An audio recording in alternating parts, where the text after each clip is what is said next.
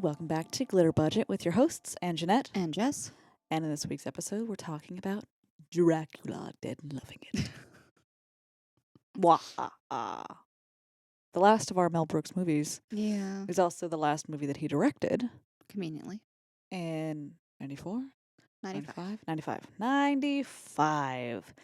And nice segue, into other events that happened in 95. It wasn't really a segue. We're just going there. Oh yeah. Yeah. So that's where we're gonna be starting. A lot of shit happened in 95. A lot of war stuff. A lot of sad stuff. But more interesting, like not interesting, but more fun. Sony came out with PlayStation. Woo! And then the great debate can start between PlayStation and Xbox. When did the Xbox come out? Not anywhere close Yeah. to that time. But no, I remember though playing well, I personally did not own a PlayStation, but Vicky's brother owned a PlayStation. So I remember going over their house to like watch them play or, bicker over who got to play next. Mm-hmm. And it was typically either Tomb Raider Oh my god. or Resident Evil, which scared the living bejesus out of me. And many other children of the time. Yes. Resident Evil was it. I think even now, like if they are still coming out with them, like all of the iterations of the Resident Evil games were pretty scary. It was intense. Like, for a 9-year-old, I was like, giant spiders that could eat me? No, thank you. Yeah, it was. It was awful. So, Very but awful. Tomb Raider was my favorite, and I remember having it on my PC. So I played it a lot on that. But as far as PlayStation goes, like I merely watched others play. Yeah, growing up in my household, like we always had the latest system, console, whatever. I never got to play it really because my brother was the one that got to play. So I had to watch too. Right. But still, like that was revolutionary Oh when the God, yeah. PlayStation came out. Absolutely. PS1 as it was called. Yes. Later on, it was called PS1. Yeah, I think I think we might have had a Sega for a hot second, and then we had the original. Sega. We had the original Nintendo. Mm-hmm. So I had that for a while. I'm pretty sure we did have a Sega for like a hot second, and then do you remember the Sega tried to come out with like the 3D? It was like the virtual thing where you had to like shove it to your face and somehow Yeah. play. That thing was awful. I had that, and the only game that I had on it was a tennis game between like the Mario characters. Oh God. But there was like no. Wait, Mario on a Sega game? Maybe it wasn't Sega. It must have been Nintendo. Yeah. Thank you for correcting me. That's me like Nintendo would not do that. So obviously Nintendo then. Okay. I just remember this contraption going over my face as, probably a 10-year-old at that point, trying to like do the controllers without looking at them. And there was no comfortable position to be in. Yeah, I don't know. And that probably led way to what they later came out with as the Wii. But at the time. No, it's just, I remember it was literally like this big and it was on like this small tripod, Mm-hmm. but it wasn't like big enough to like set it. It just made no sense. Like the Yeah. really only comfortable way that you could do it is if you set it on a table and then shoved your face into it. This, I don't remember nearly as much as every other Nintendo thing or Sony console. Like I don't remember. I remember the oh God, the thing that you would play Duck Hunt with. The Super Scope? The Super Scope? I just remember it was like a little shotgun thing. Yeah. That was I'm the pretty best. sure it was called the Super Scope, where you'd play Duck Hunt, and there was some kind of like mole game that you would play, like a whack-a-mole, I but don't you would remember shoot that. the mole. I remember the duck hunt because I remember that fucking dog. Yeah, yeah, Which it I just missed. mocks you. Anyway, but yeah, 95, the year of the first PlayStation, Yes. PS1. First PlayStation. Later on in the year, New York Times and Washington Post published the Unabomber's Manifesto, which was pretty groundbreaking. And then in October, we we got the news, which I think it was like estimated that a good chunk of people took off of work just to watch this trial, but especially the verdict that O.J. Simpson was acquitted of the double homicide. Mm-hmm. And that just like kind of stopped the U.S. and Yeah. shut it down. Everyone was just glued to their TVs. So that is one of the few things that I do remember my mom, like politics wise and the news wise, really being into and be like, what are you watching? Why are we watching this? She's like, shh. Yeah, I can remember, like, probably that was around the time I would assume that, like, a lot of high profile cases were starting to be televised. Yeah. Because I think before that was Ted Bundy. Oh yeah. He was in the late 80s, though, right? Maybe even been early, like later than that. Yeah, but that, like, Dahmer was as well. his was televised? Some of it. I don't know. I just like remember, like, any of the recent like the Ted Bundy tapes that they had on Netflix, they were like televising high profile cases like that was like fairly new. Yeah. Well, I think And I think with OJ though, the fact that he was such a huge NFL star, yeah. and then you had the chase on top of it, Mhm. like just everything I think that played into it. The fucking if Everything it was high doesn't fit, you drama. must have quit. Like Yeah. It was just everything about it was high drama, and I remember him being in like I remember him because even then was not a sports ball person. Still to this day, not a sports ball person. I remember him from being, I think, in the Naked Gun movies. was he? I believe so. Huh. Yes, I Well, we'll talk believe. about that at a later date. Yeah, I believe he was in the Naked Gun movies. But that's what I remember him from because Leslie Nielsen was in the Naked Gun movies, and um, so I remember him as being an actor, not as a football person. But that was really the only thing I remember anything about him. And then as I got older, I was like, oh, he was tried for murder. Yes. Ugh. And then we got the lovely Kardashians out of that whole thing.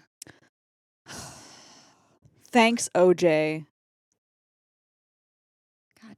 Anyways, so So, Dracula Dead and Loving It.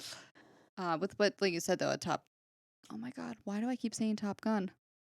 It's not Naked Top Gun? Yes, thank you, Naked Gun, not Top Gun. They're not even like, Not even remotely close. no. Nope.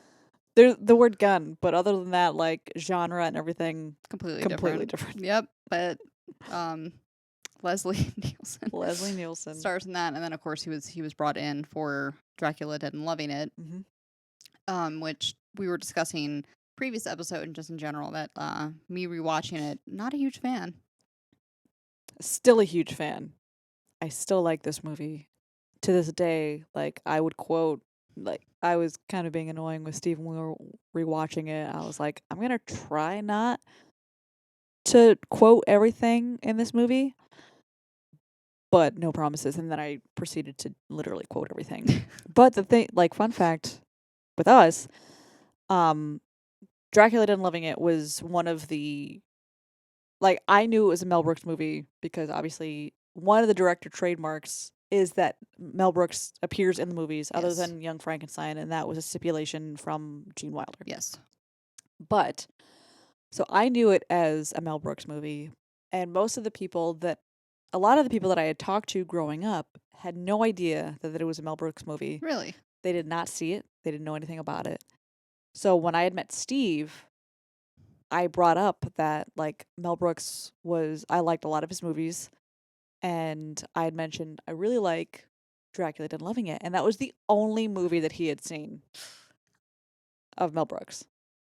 Which And blows my mind. it was just so, it was like almost serendipitous. I was like, well, then we have to, like, and we just started like riffing off lines from the movie, Yeah.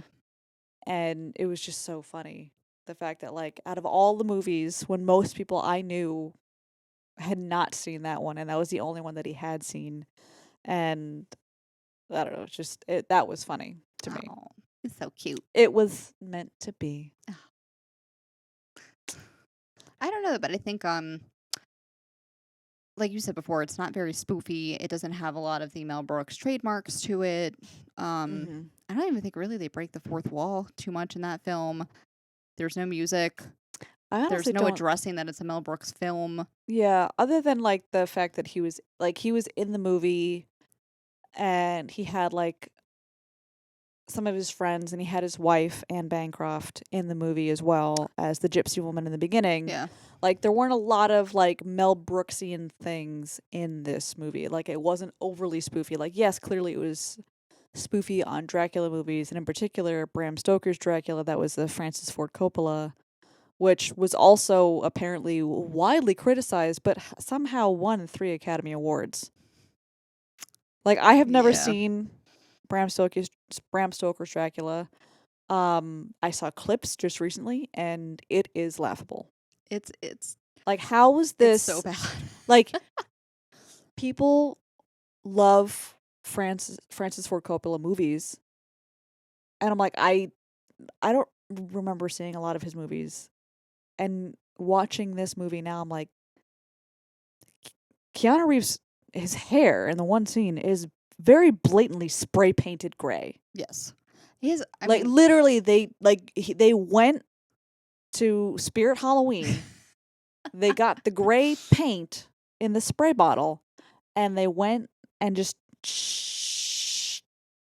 yeah, that's definitely what it looks like. And then I love Keanu so much, but his acting It in was. that movie was so bad. It was literally like So bad. I don't know how they had a director like that, an actor like that.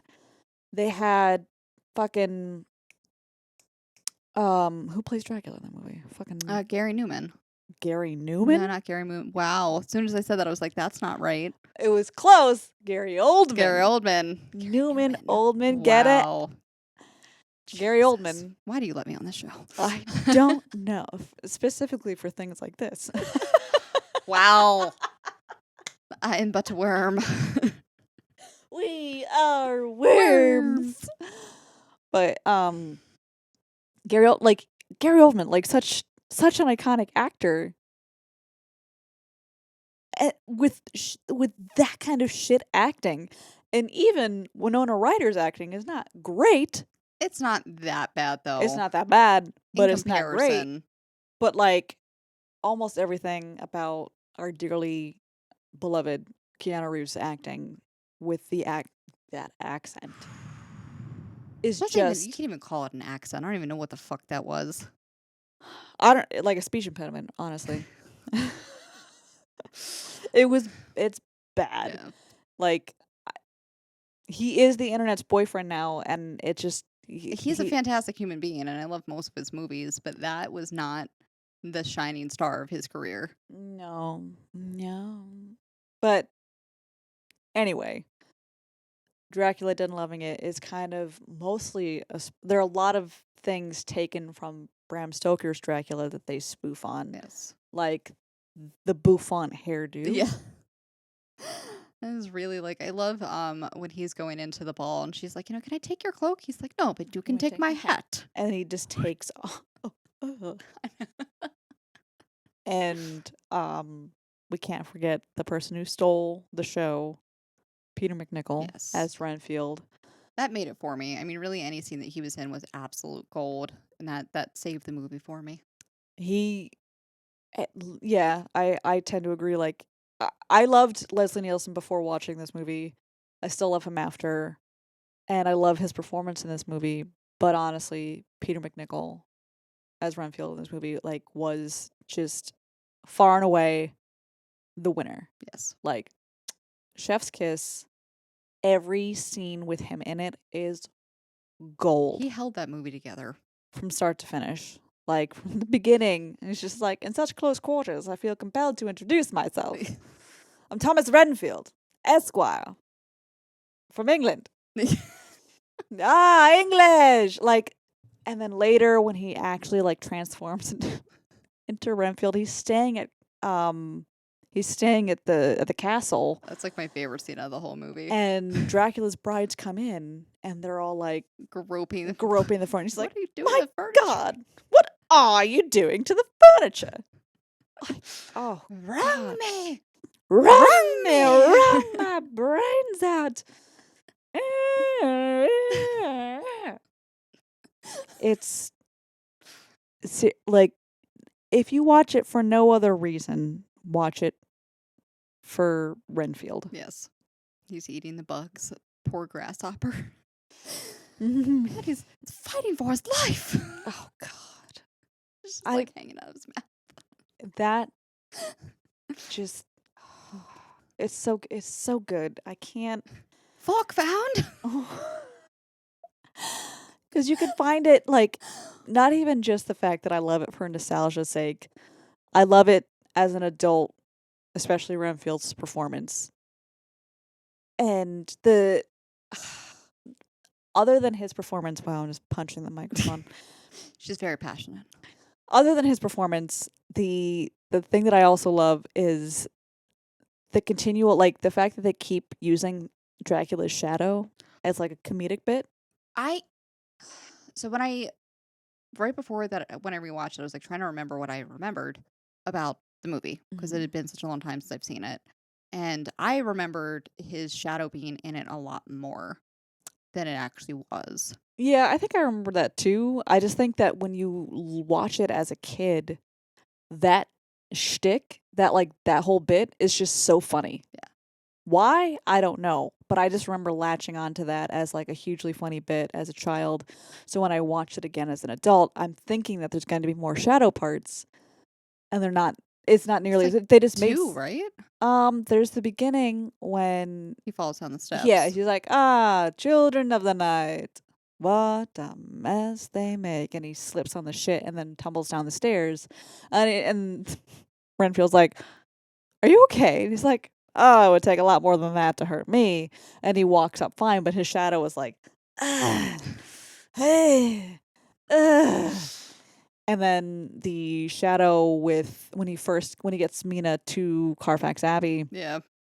and he's dancing with her, and then in the end, when I think he's about to die, and the shadow's like, uh-oh, and he like leaves. Yeah. Like that's pretty much that. Those are the shadow scenes. Yeah. I don't know. I remember it being like a reoccurring thing throughout the whole movie, which I think would have been fantastic. Yeah. Like, I'm kind of disappointed it wasn't, but the dancing scene when he looks over and he's just like, Yeah. Again, if you haven't seen this movie, obviously spoilers, but the shadow is humping the shadow of Mina's character. poor thing. Yeah, and they have to get some decorum going before they can continue their scene. And I loved the biggest scene that like stuck out to me the most before I rewatched it was Renfield, the whole scene where he's having lunch with the doctor and he's eating all the bugs, trying to pretend like he's not eating them, but he is. And then the staking scene, which I didn't know. Mel Brooks did not tell the actor who played Jonathan, right? Jonathan Harker, Yeah. Steven Weber. That he when he had staked Lucy, that he would be doused with 200 gallons worth of fake blood. So the reaction is 100% real. And I think that the lines were even ad-libbed at that point because he was just so like... Yeah, she's like, she's almost dead. She's dead enough. Like, that scene, like, oh, God, it's just so funny. And then when he goes back to Dr. Seward's place, and Dr. Seward is talking to Van Helsing, saying, like, he's covered in blood and you don't have a drop on you. And then he's just like, oh, it all depends on where you... Like, I've been to many stakings. It's all a matter of where you stand. He's like, it's location, location, location. And it's funny. I love when he tries to give him like the little towel, the little napkin. He's just like, yeah, clean yourself off. It's just a little handkerchief, and he just like wrings that out and he tries to give it back, and he's like, just keep it. Keep it. But they're like, I love, this is a side note for me, I was a fan of the show Wings. I don't know if anyone who watched this, but it was a show about this little tiny airport in, I think, Nantucket. Yeah, I remember the show now, but I've never watched it. That was Tony Shalhoub's one of his first big shows. Before Monk. And Thomas Hayden Church before he was on Sideways and stuff like that. But they were on this show called Wings, and that's Steven Weber and Amy Yazbek were on that. Really? Yeah, they were on that show. Huh. And that show, like, there's a lot of dry humor on that show, and I fucking love it. So if you have not watched that show, I don't know where the fuck you can find it, but find it and watch it because it's funny. Consider it. It's funny. It's Yeah. like old school 90s funny. Good stuff. But so I think we had brought this up a little bit in our previous episode that there were several actors that were brought from Robin Hood Men in Tights into Dracula Dead and Loving It. Right. Amy Yazbek was one. She played Maid Marian in Robin Hood Men in Tights. Megan Cavanagh played Broomhilda in Robin Hood and then played Essie, the maid, in this movie. Oh my God. Matthew Peretta played Will Scarlett O'Hara in Robin Hood and played Handsome Gentleman at the Ball. Oh, that's what he was? Yeah, that was his credit. Like that was literally he was the guy that he was talking to Mina when they're at the ball when they're trying to oust Dracula. And he was just like, "Oh, you're done with your drink," and he splashes. Like, like, so I have. Yeah, so that was Matthew Peretta. Okay. Mark Blankfield, who played Blinken in Robin Hood, played the orderly type character in this movie. You're gonna stay in here till you rot. He closes the door and he comes back literally like a second later and he's like, "Okay, you're free to go." It's like, "But why? I was only here for a moment." For that moment, you were very good. There were other actors, but I forget. I think there was like 2 other actors. Yeah, I think there's a total of 5 that had been brought over, but I don't know. I mean, I think that is probably one of the few reoccurring themes that was in that movie in particular was that he had brought back similar actors and actresses that he'd worked with in prior films. Yes. So, I mean, you see that a lot in like the early 70s and 80s. And then obviously in like, the early 90s with these 2 films. But, outside of that, like, it didn't feel like a Mel Brooks movie to me. I mean, I agree and I also don't agree. Like there are some, like obviously the spoofiness and the fact that Mel Brooks is in it, but there are a lot of the mostly trademark Mel Brooks things are not a part of it. Like we'd brought up, is not overly spoofy. It's fairly straightforward. Yeah. As being a movie. They had they discussed making it black and white like they had done with Young Frankenstein, but then they were like, well, there are a lot of really good Dracula movies that were made in color. Obviously not Bram Stoker's Dracula, but the other ones. The other ones. The other ones that I don't know the names of off the top of my head.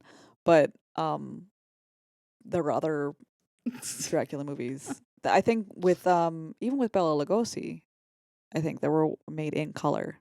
Not all of them were in black and white, but I think there were even ones with I think the original one was in black and white, and then I think later it was in color. Yeah. So I think they were basing a lot of them off of that, and they just took a lot of the mainly spoofy things from Bram Stoker's, the Coppola one. Which I feel like they had a lot of material to go off of. I was gonna say, I mean, I feel like they had a lot of material, and I feel like they drop. I don't know. I just feel like overall they dropped the ball. I feel like there was a lot of missed opportunities for extra spoofiness. Yeah, but I still like it. I still find and I don't know if I'm just biased because I loved and still love Leslie Nielsen, and I feel like anything that he could have done was just gold. Yeah.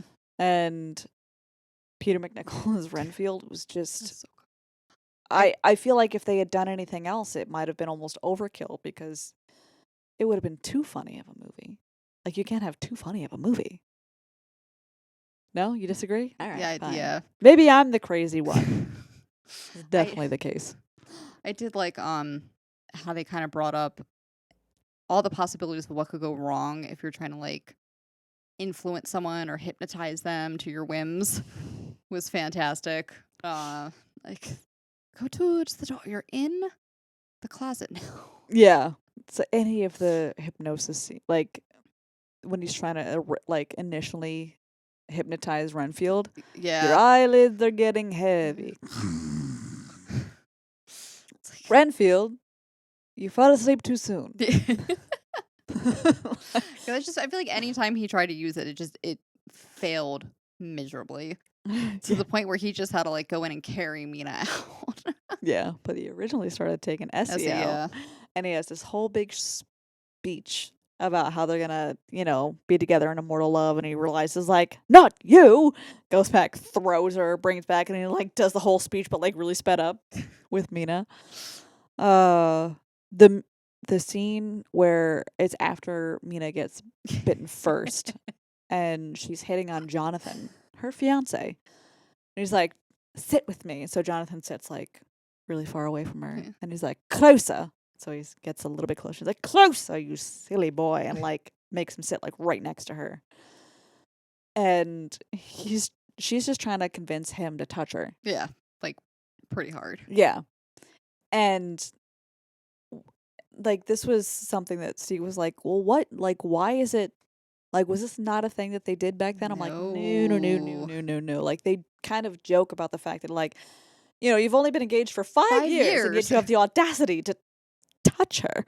Like, 5 years was a relatively short engagement Jesus. for back then. Now it's a pretty long engagement for people to have. Yeah, yeah. But back in, I think they said 1893 was the year that they said that it was When the movie was based off this of. movie was based off of, and the year that they say it's in their current whatever. But yeah, back then you had long engagements. You were like maybe a kiss or here and there, but like you mostly didn't touch your fiance. That's insane. I can't wrap my head around that. But yeah, there are a lot of practices that they had back then that I'm like baffle the mind to this day. I, I like how many times they make fun of basically being English. Oh, And yes. it's just how, like, you suppress all of, like, your unwanted needs and passions and... Yeah, when Lucy's coming on to Jonathan, and she's, like, essentially trying to get him to have sex with her, and she's like, but Lucy, I'm British. She's like, but so are these! And she, like, shows her tits, and he's like, ah! Ah!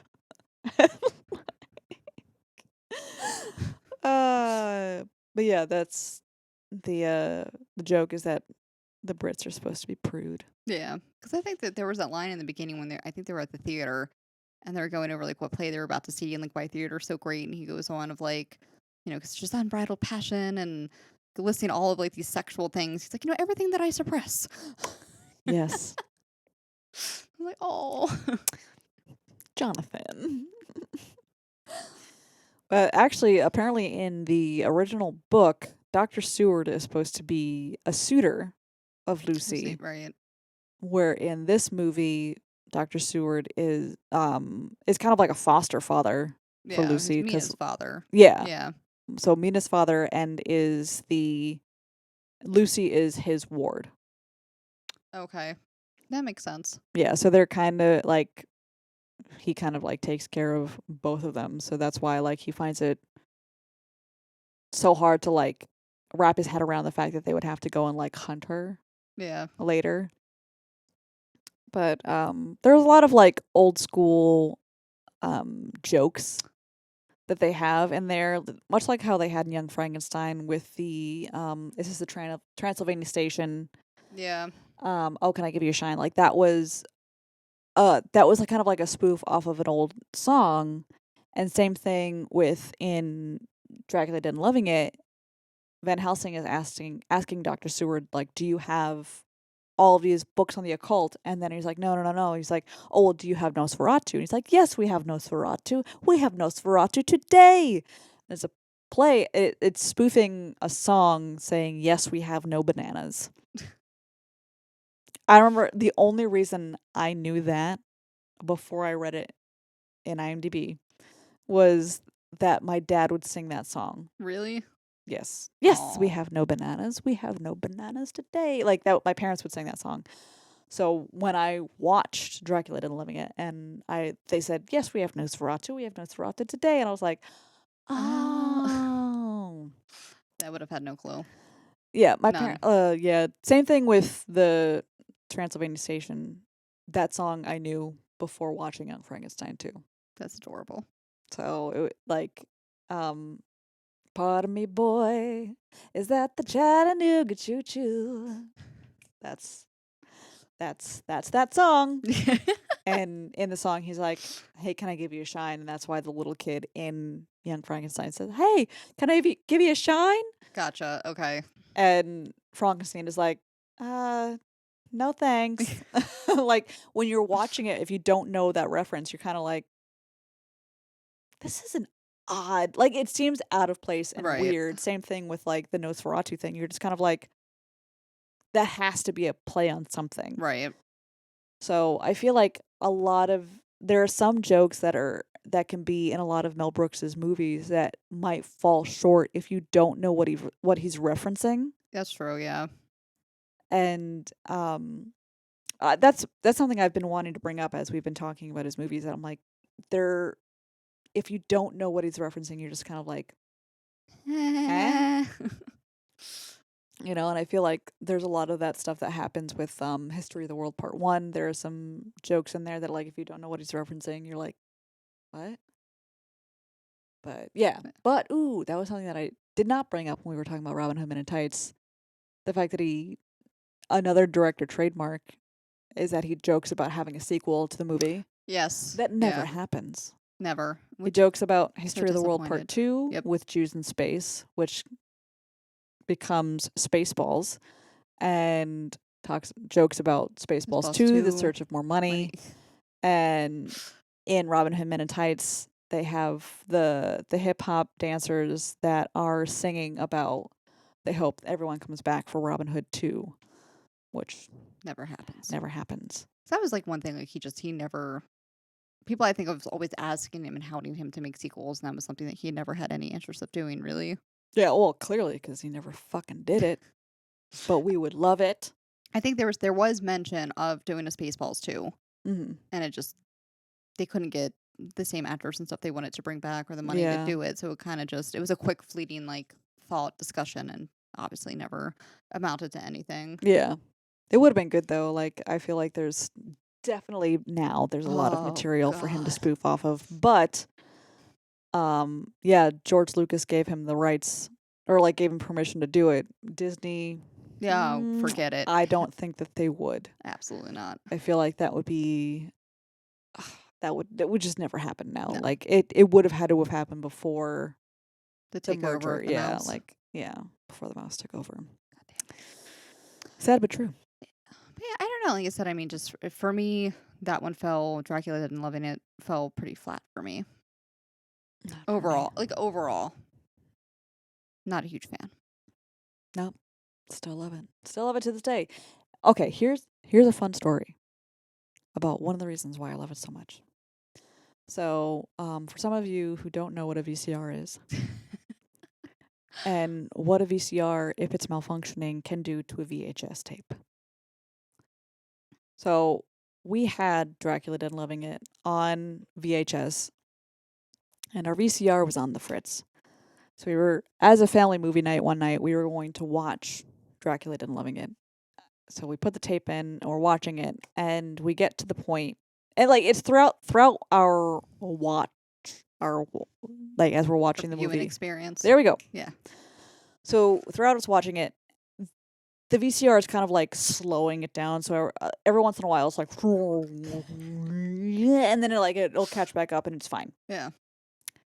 And we get to like just about the end of the movie. So the end of the movie, Dracula turns into a bat to escape the rays of the sun. Yeah. Excuse me. And he's hiding up in the rafters, and Renfield opens up like a random sunroof or whatever. Yeah. Like a sunlight. And the light just pours on Dracula and in his bat form, and he ends up falling to the ground into dust, and he dies. And as he's falling, in the original regular speed version of the movie, he says, "Renfield, you asshole."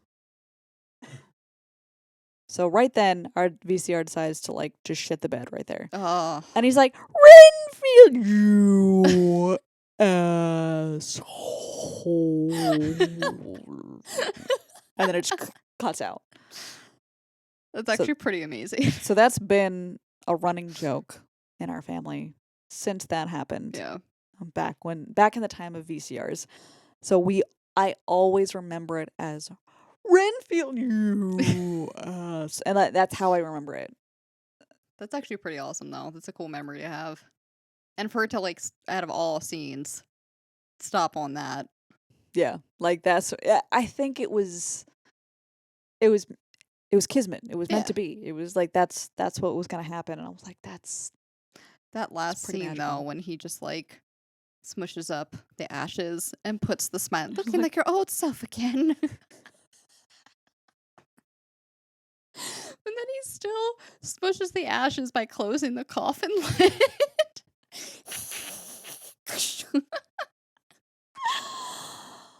Again, like he is the only reason I would ever want to watch Ally McBeal. Yeah. Is for him, because that's the only thing I know him from specifically. Like, I know he's been in other stuff, but like that was the other thing around that time that he was in. Yeah. But oh my god. And Dr. Seward is like, "Well, you can be your own man now." And he's like, "Come, Renfield." Like, "Yes, master." But like at first he's like, "Oh my god, I can be," and then just immediately Yeah. falls into line. But he had based his performance off of the actor who was in. Should have taken better notes with this, but like an actor that made the character of Renfield famous before. But yeah. Obviously, this one, but Peter McNichol had based his performance off of him. Like that crazed laugh. Yeah. Was based off of that other Renfield. So good. And but yeah, he really made it like that was genius, like I said. Anyway, there were a lot of spoilers, and as we said in our previous episode, if you have not seen these movies before you watch and or listen to our podcast, please do yourself a favor, watch these movies so that you know what we're talking about, or you know what we're referencing, and from here on out, we might say a brief, "Hey, spoilers ahead." I'm not. But it's in the title. You know what we're talking about. If you haven't seen it, go watch it before you listen to the podcast or watch it. This is true. It's your own damn fault. What do you think we're discussing? What do you think is happening here when we say, "Hey, we're discussing XYZ movie"? Yeah. So you have no one but yourself to blame. But yeah, so that's Dracula Dead and Loving It. I recommend you watch it. Do you recommend they watch it? I think you should still watch it. I'm just not enthused about it. Okay. Well, I am, and you should. Because Leslie Nielsen, and if for no one else, watch it for Peter McNichol's Renfield. I will agree with that, yes. Because literally every scene is gold. Every scene, I will bet money on it. If you don't laugh, then you're dead. Yes. Like, you literally, there's nothing that's going to make you laugh. Yeah. So, so watch Dracula Dead and Loving It, and we're going to talk about what in our next episode? Mortal Kombat!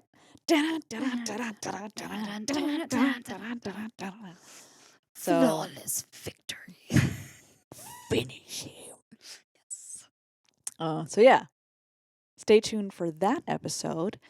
And also, don't forget to like and subscribe on YouTube. Find us on Facebook, Instagram, and Twitter. And stay tuned for more TikTok videos from us. All right. And until next time, we love you. Bye-bye.